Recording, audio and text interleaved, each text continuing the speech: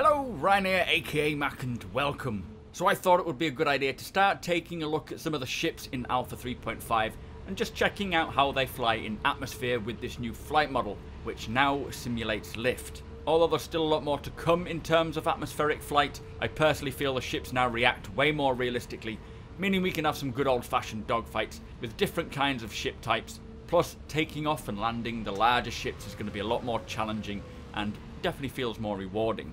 Today we will focus on the Avenger and just sort of see how she handles. I picked this ship first because I personally own it and I really enjoy this ship. The first thing you're going to notice is the audio. Like with many of the ships, the Avenger's audio has had a complete upgrade and it does sound much better. It gives this sense of air rushing past your ship and also straining under the drag. Plus it does kind of give you more feedback as to what's going on with your ship in terms of thrusters, weapons, as well as which direction you're heading in.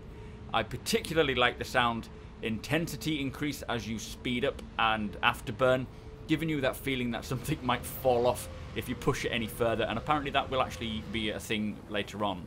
Something I'm not too sure if I like is that if you do sort of turn and strain too much, it sounds like a Gatling gun is firing. I don't know if that's an audio bug with the Avenger's main weapon. It could be, but I'm not a big fan of that. Now onto the flight itself. The Avenger looks like a pretty aerodynamic ship and has no trouble cutting through the air. It also yaws quite well, but obviously in atmosphere the best way to take any turn is to roll into the direction you want to go and then pitch up. This gives you the most sharpest of turns, like in a real aircraft, which helps portray that feeling that you are actually flying an actual plane. Currently ships don't change direction when you bank, however I would expect that this will be something that comes later on. Anyway, I will leave you with the rest of the video, but I am very happy that atmospheric flight is now becoming a reality. It is now an absolute pleasure to fly some of these ships, and although there's still a little way to go, CIG are grinding away, balancing all the ships to ensure that they feel as accurate as possible.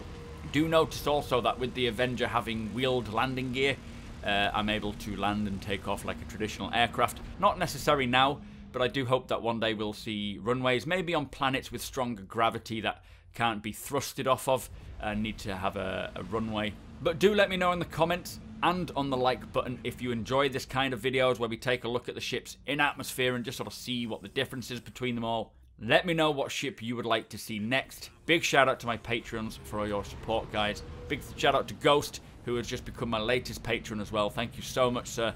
If you want to become a patron, guys, follow the link in the description below. Follow me over on twitch.tv/supermacbrothers Ryan. Thank you for watching, and I shall see you next time.